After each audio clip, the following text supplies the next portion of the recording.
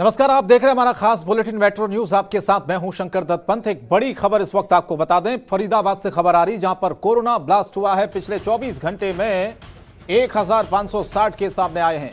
फरीदाबाद में कोरोना से एक दिन में 7 मरीजों की मौत हुई है। स्वास्थ्य विभाग के मुताबिक जिले में अब तक 503 मौतें हो चुकी हैं।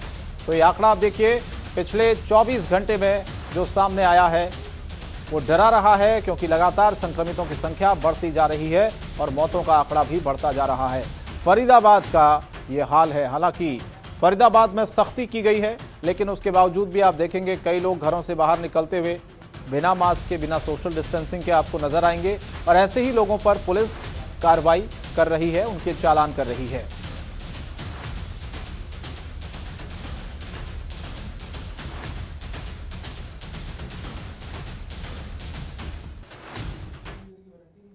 और देश कोरोना महामारी से पिछले 1 साल से लड़ रहा है, लेकिन कोरोना की दूसरी हवा ने देश में चारों ओर त्राही मचा रखी है। चारों ओर अस्पतालों में ऑक्सीजन की कमी देखने को मिल रही है, जिसके चलते मरीजों के परिजन अपनों की जान बचाने के लिए इधर उधर भागने को मजबूर हैं।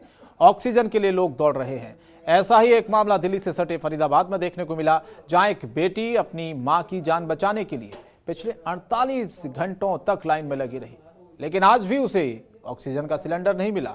उसने बताया कि ऑक्सीजन प्लांट वाले यहां आने वाले सभी को पूरी मदद कर रहे हैं, लेकिन उस बेटी ने निजी पवन अस्पताल पर यह आरोप लगाया कि अस्पताल में एक दिन का बेड चार्ज 40,000 के पार लिया जा रहा है, लेकिन अस्पताल में भर्ती मरीजों को ऑक्सीजन की कोई सुविधा नहीं मिल रही है। यह अस्पताल की बहुत बड़ी लापरवाही है, इसीलिए वो अब अपने मां को किसी दूसरे अस्पताल में शिफ्ट करना चाहती है। उसने ये भी बताया कि पिछले 48 घंटे में मात्र 1 घंटे ही वो सो पाई है। देखिए आप अंदाज़ा, हालात कितने ख़राब हैं। दर दर की ठोकरें खाने के लिए मरीज़ और उनके जो परिजन हैं वो मजबूर है, लेकिन उसके बावजूद भी ऑक्सीजन नहीं मिल पा रहा है, अस्पतालों में बेड नहीं मिल पा रहे हैं।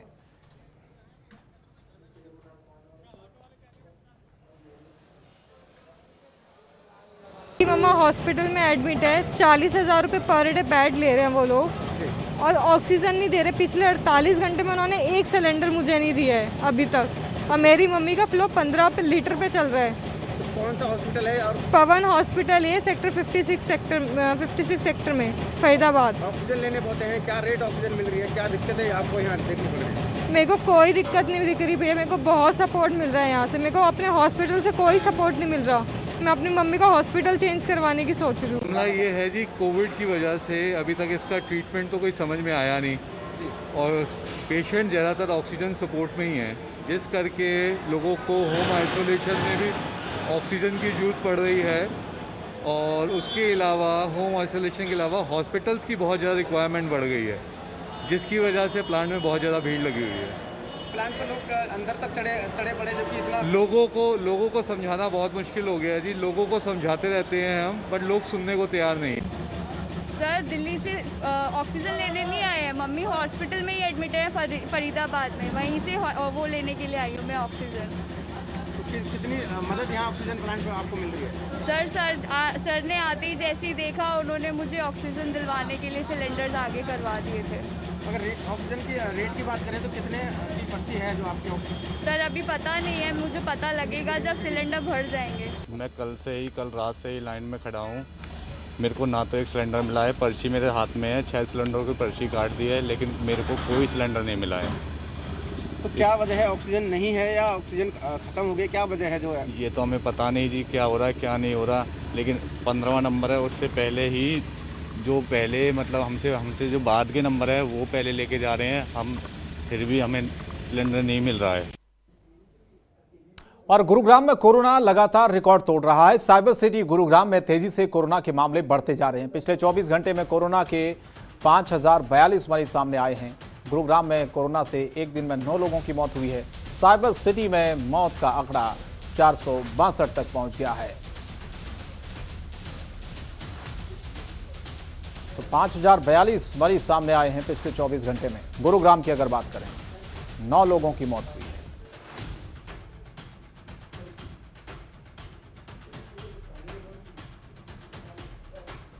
और गाजियाबाद के निजी अस्पतालों का एक खेल एसडीएम ने उजागर किया है। एसडीएम आदित्य प्रजापति की टीम ने एक निजी अस्पताल में छापा मारा, दवाओं के स्टॉक का भी निरीक्षण किया। आपको बता दें कि निजी अस्पताल के पास रेमडेसिविर दवा होने के बावजूद इसके केमिस्ट वाले मरीजों को रेमडेसिविर दवा नहीं दे रहे हैं, जिसका खुलासा एसडीएम ने किया।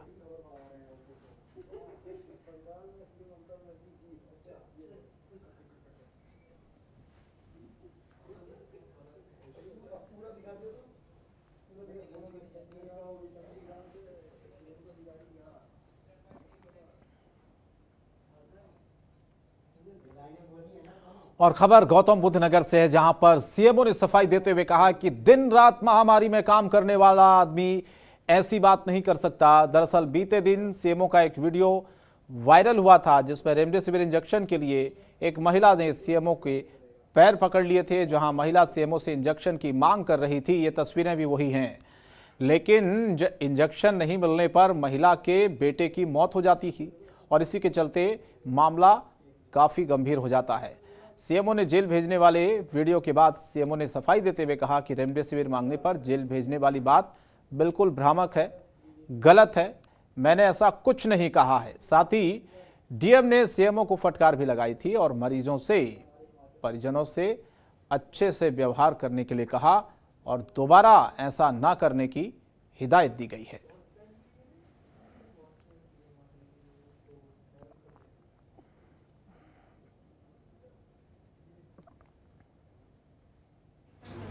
क्या कह रहे हैं? और बोल रहे कि अवेलेबल होगा तो देंगे। हमने कहा फिर दोबारा आएंगे तो बोल रहे कि ये जेल में डलवाने के लिए। जेल में क्यों डलवा देंगे? इंजेक्शन दोबारा आएंगे लेने के लिए। तो इंजेक्शन दिया उन्होंने? नहीं दिया। और देश भर में कोरोना अपना कहर बरपा रहा है। कोरोना की वजह से मरीजों का ऑक्सीजन लेवल कम हो जाता है, जिसके चलते रेमडेसिविर दवा की मांग काफी बढ़ जाती है। ऐसे में अब गौतम बुद्ध नगर जिला स्वास्थ्य विभाग ने रेमडेसिविर को लेकर नई गाइडलाइन जारी की है, जिसमें रेमडेसिविर इंजेक्शन के लिए प्राइवेट अस्पतालों को जानकारी देनी होगी। पहले डॉक्टर को सर्टिफिकेट देकर ये बताना होगा कि उस मरीज के लिए इंजेक्शन की जरूरत क्यों है, और दूसरी अस्पताल को सर्टिफिकेट के माध्यम से ये बताना होगा कि उसके पास स्टॉक में रेमडेसिविर नहीं बचा है। इसके साथ ही प्राइवेट कोविड अस्पतालों के मरीजों को रेमडेसिविर दिया जाएगा। साथ ही सीएमओ दीपक ओहरी का यह भी कहना है कि रेमडेसिविर सीरियस मरीजों को दिया जाता है, वहीं यह उन मरीजों को भी दिया जा रहा है जिनको इसकी जरूरत नहीं रहती है। इसी की रोकथाम के लिए जिला प्रशासन ने यह कदम उठाया है। इसमें एक विज्ञप्ति जारी कर रहे हैं, जिसमें ये उनको 2 सर्टिफिकेट देने पड़ेंगे। एक जहाँ पर वो लिख रहे हैं उनको एक सर्टिफिकेट देना पड़ेगा, जिसमें ये लिखा होगा कि उसकी उस डेट में उनके पास स्टॉक बुक में वो अवेलेबल नहीं है उस दिन रेमडेसिविर। क्योंकि रेमडेसिविर के लिए दूसरा ये देंगे वो कि इस मरीज को क्यों ज़रूरत है, क्या उसका ऑक्सीजन सैचुरेशन गिर रहा है या सीटी वैल्यू बढ़ रही है, क्या हो रहा है। तो ये दोनों सर्टिफिकेट होंगे, हम सबको प्रोवाइड कराएंगे, सरकार प्रोवाइड कराएगी सबको। और विधायक पंकज सिंह ने कोरोना के लिए बने एकीकृत नियंत्रण कक्ष का निरीक्षण डीएम के साथ किया। साथ ही नियंत्रण कक्ष की व्यवस्थाओं का जायजा लेते हुए जिलाधिकारी समेत कई लोग मौजूद थे। वहीं हॉस्पिटल में कोविड बेडों के साथ ऑक्सीजन वितरण, जरूरी दवाओं, होम आइसोलेटेड मरीजों को टेली कंसल्टेंसी की उपलब्धता की जानकारी देने के लिए बने डैशबोर्ड का जायजा भी विधायक ने लिया। इसके साथ ही आरडब्ल्यू की सहायता से छोटी छोटी आइसोलेशन सेंटर बनाने पर भी सभी माननीय गणों ने चर्चा की।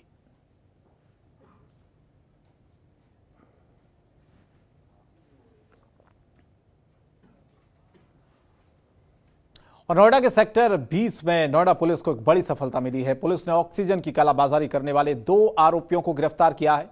इनके पास से 4 ऑक्सीजन सिलेंडर बरामद हुए हैं। पुलिस ने इस मामले में जांच आगे बढ़ाई और इस पूरे मामले पर कार्रवाई भी की है।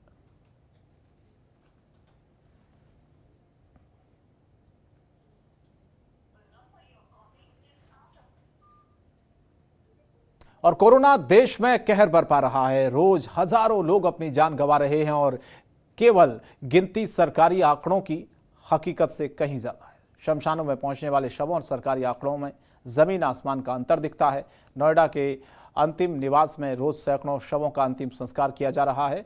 यहां काम करने वाले लोगों के मुताबिक 40 से ज्यादा शवों का दाह संस्कार किया जा चुका था। हालांकि आज प्रशासन के जारी आंकड़ों के मुताबिक नोएडा में केवल 12 मौतें हुई हैं। अंतिम निवास के रजिस्टर में रोज सैकड़ों शवदाह की एंट्री है।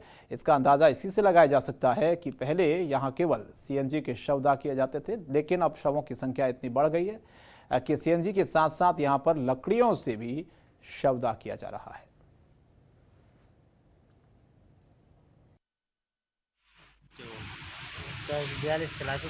जी 40-42 होगी ओके। अभी कितनी और आ रही हैं? कितने बजे शुरू किया और कब तक चलेगा? मेरे 8 बजे। और कब तक चलेगा? ये शाम को 6 बजे एंट्री बंद कर दूँ, 6:30 बजे तक बंद कर दूँ। और दिल्ली के सीएम अरविंद केजरीवाल दिल्ली में बढ़ते कोरोना संक्रमण को लेकर काफी चिंतित हैं, लेकिन इसी बीच अगर दिल्ली की गद्दी पर बैठे मुख्यमंत्री अरविंद केजरीवाल खुद कोरोना के नियमों की धज्जियां उड़ाते हैं तो जनता को क्या संदेश जाएगा? ऐसा हम नहीं कह रहे हैं। ऐसा कह रहे हैं साकेत कोर्ट के वकील और बीजेपी के जिला प्रवक्ता नरेंद्र शर्मा। दिल्ली के CM Arvind Kejriwal, deputy CM Manish Sisodia, स्वास्थ्य मंत्री सत्येंद्र जैन के खिलाफ हौज खास डीसीपी ऑफिस में शिकायत दर्ज हुई है। शिकायत में नरेंद्र शर्मा ने यह बताया है कि दिल्ली के मुख्यमंत्री कोविड के नियमों की धज्जियां उड़ाते हुए छतरपुर में स्थित राधा स्वामी आश्रम में अस्पताल का उद्घाटन करने पहुंच जाते हैं। इतना ही नहीं, उनके डिप्टी सीएम मनीष सिसोदिया, स्वास्थ्य मंत्री सत्येंद्र जैन भी ये जानकारी होते हुए कि उनके घर में उनकी पत्नी कोरोना संक्रमित है, लेकिन इन सब के बावजूद भी खुद डीएम अंकिता भी वहां मौजूद रहीं और उद्घाटन करवाया। लेकिन जब इतने बड़े पद पर विराजमान लोग ऐसा करेंगे तो एक काफी सवाल उठाता है। साथ ही नरेंद्र शर्मा ने आज कमिश्नर को भी एक पत्र लिखा है जिसमें उन्होंने 188 के तहत सीएम अरविंद केजरीवाल पर कार्रवाई की मांग की। दिल्ली के जो मुख्यमंत्री हैं श्री अरविंद केजरीवाल जी ने अखबार के माध्यम से पता चला कि उनकी धर्मपत्नी श्रीमती सुनीता जी को कोरोना है। 20 तारीख को ये रिपोर्ट आई और जितने भी कोविड प्रोटोकॉल है उनके हिसाब से उन्हें 14 दिन तक क्वारंटीन रहना चाहिए था और जब तक ये 14 दिन पूरे नहीं हो जाते वो बाहर नहीं आ सकते। और ऐसे किसी भी कानून की अवहेलना करना, वो धारा 188 आईपीसी है, एपिडेमिक एक्ट और डीडीएमए की जितनी रूल रेगुलेशन अलग अलग, उनमें बहुत सारी खुद अरविंद केजरीवाल जी के महकमे ने जारी की हुई, उन सब की। देश की राजधानी दिल्ली में एक बड़ा हादसा हुआ है। दक्षिण पश्चिम दिल्ली के ब्रिजवासन इलाके में आग की चपेट में आने से 6 लोगों की मौत हो गई है। दरअसल ये आग 3 झुग्गी में लगी थी। क्या हुआ ये पूरा वाकया, रिपोर्ट में देखिए आप।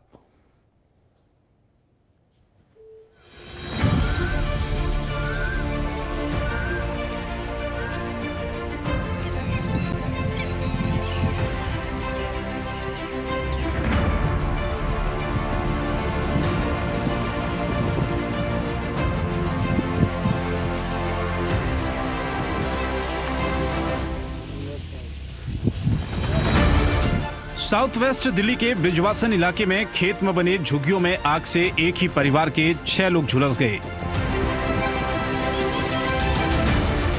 आग लगने के कारण बुरी तरह से झुलसे सभी 6 लोगों को सफदरजंग अस्पताल लाया गया, जहां इलाज के दौरान उनकी मौत हो गई। बताया जा रहा है कि खेत में बनी 3 झुग्गी में देर रात अचानक से आग लगी, जिसमें 2 गैस सिलेंडर ब्लास्ट हो गए। इस हादसे में पति पत्नी समेत 4 बच्चों की मौत हो गई। ये घटना हमारे ब्रिजवासन की है। जो हमारे खेत हैं ये वाल्मीकि बस्ती के सामने, यहाँ पे वो बिहार का पूरा परिवार रहता था। खेतीबाड़ी करने के लिए अपनी उन्होंने एक झोपड़ी डाल रखी थी और वो खेतीबाड़ी का काम करते थे। तो रात को काफ़ी घटना आग लगी वहाँ सिलेंडर फटने से, तो पूरा परिवार बड़ा दुखी और बहुत ही बड़ा ये हादसा हुआ है, जिसकी जितनी निंदा करी जाए उतनी कम। परिवार में कितने लोगों की डेथ हुई? 4-5 आदमी थे, जो पूरे परिवार यहाँ रहता था ना, बच्चों के साथ खेती बाड़ी करके अपना काम चलाता था। कारण आगे आग का कारण देखो भी तो पुलिस कर रही है क्या होता है, लेकिन सिलेंडर फटने से ज़्यादा नुकसान हुआ। 2 सिलेंडर फटे हैं और तो जैसे पुलिस अपना इन्वेस्टिगेशन करेगी उसमें पता चलेगा कैसे आग लगी। दरअसल दिल्ली पुलिस को इस बाबत कॉल मिली कि गैस सिलेंडर फटने से ब्रिजवासन इलाके में आग लगी है। इसके बाद पुलिस की एक टीम ब्रिजवासन इलाके में मातू राम नाम के एक शख्स के खेत में बनी झुग्गी में पहुंची, जहां आग लगी थी। पुलिस ने दमकल विभाग के साथ मिलकर आग पर काबू पाया। बताया जा रहा है कि ब्रिजवासन गांव के एक खेत में 3 झुग्गी बनी हुई थी। इन झुग्गियों में रहकर खेत की फसलों की देखभाल करते थे कमलेश। इसी खेत से कमाकर अपना गुजारा भी करते थे। सिलेंडर फटने लगा तो लोग दूर दूर तक खड़े रहे कि भाई सिलेंडर है, फटने वाला है। फट लिया, दूसरा फिर फट गया। लोग दूर दूर तक मतलब आग बुझाने के लिए मोटर भी चलाए, पानी भी चलाए, लेकिन हिम्मत किसी को ना पड़ा जी आके आग बुझा गया। अच्छा, कितने लोग इसमें कितने लोग इसमें 6 लोग थे। अच्छा, सभी 6 लोग में मतलब 2 लड़की 2 लड़के और मियाँ बीवी, कमलेश और कमलेश की वाइफ। अच्छा, तो कहाँ डेड बॉडी पड़ी थी? डेड बॉडी 2 तो यहाँ पड़ी थी, उसका कमलेश का बड़ा लड़का और कमलेश यहाँ रहा, और उसका बीवी वहाँ पड़ी थी, और बड़ी लड़की और 3 महीने का एक बच्चा था। 4 लोग वहाँ पर। आग मतलब निकलने के कारण कैसे निकला? मतलब सोए रह गए, क्या है मतलब हम लोग तो देखे जे चारपाई है, चारपाई पे सोए रहा, वो भी सोए है, मतलब जैसे सोया था वैसे सृजना मिला जो सो रखा है, मतलब भागने का कोई चांस ही नहीं मिला, वो निकल के भाग सके। अच्छा, मतलब जैसे कितने सिलेंडर का? 2 सिलेंडर, एक इस झुग्गी में, अब इसमें से उसमें गया तो वो फटा दूसरी झुग्गी में, ये तीसरा वाला फिर वो चिल्लाया नवल का भाई नथुनी, जो भाग भाई आग लगी है, वो फिर अपना बच्चे लेके, बस सिंगल खाली बच्चे लेके बाहर भाग के आ गया। नवल महतो। नवल, ये पीछे किसकी झुग्गी थी, कितनी झुग्गी और क्या हुआ? इधर कमलेश का झुग्गी था, और रात में मैं सोया था, उसके बाद हमको कोई पता नहीं चला, और फिर मेरा भाई ने उठा 2 मिनट पहले, तो फिर वो हल्ला किया, तो मैं क्या हल्ला किया? वो हल्ला किया कि झुग्गी में आग लग गया, उठो भागो। तो फिर मैं बच्चे के लेकर और बाहर भागे, और सामान उमान कुछ भी नहीं निकाला, मतलब चप्पल तक भी नहीं निकाला, वो सारे का सारे उसी में जल गया, और सिलेंडर फटा, फिर इसमें आग लग गया, फिर उसके बाद जैसे पता नहीं क्या। लेकिन आग में बुरी तरह से झुलसे एक ही परिवार के 6 सदस्यों को बचाया नहीं जा सका। दिल्ली में लॉकडाउन है, ऐसे में लोग घरों में ही हैं, क्योंकि बाहर जाने पर कोरोना का खतरा बना रहता है। ऐसे लोग अपने घरों में ही हैं, लेकिन मौत वहां भी उनका पीछा नहीं छोड़ रही है। जनतंत्र टीवी के लिए शरद भारद्वाज की रिपोर्ट, दिल्ली।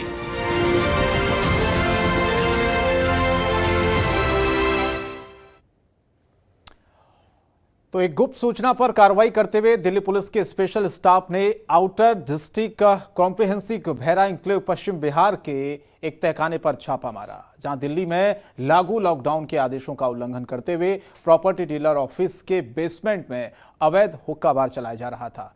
वहीं आउटर डिस्ट्रिक्ट डीसीपी ने छापेमारी के दौरान हुक्का बार के मालिक समेत 17 लोगों को मौके से मौजूद पाया। साथ ही इस संबंध में पीएस पश्चिम बिहार में मामला दर्ज कर इस पूरे मामले पर कार्रवाई की जा रही है।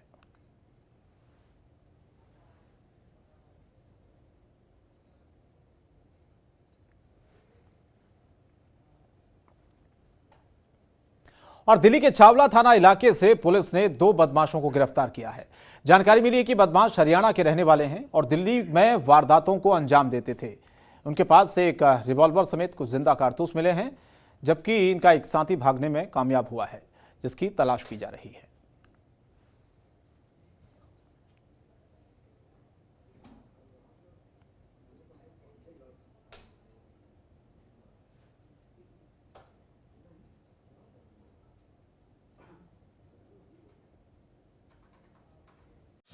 खबरों के निष्पक्ष विश्लेषण के लिए सब्सक्राइब करें Janatantra TV and press the bell icon. Never miss any update.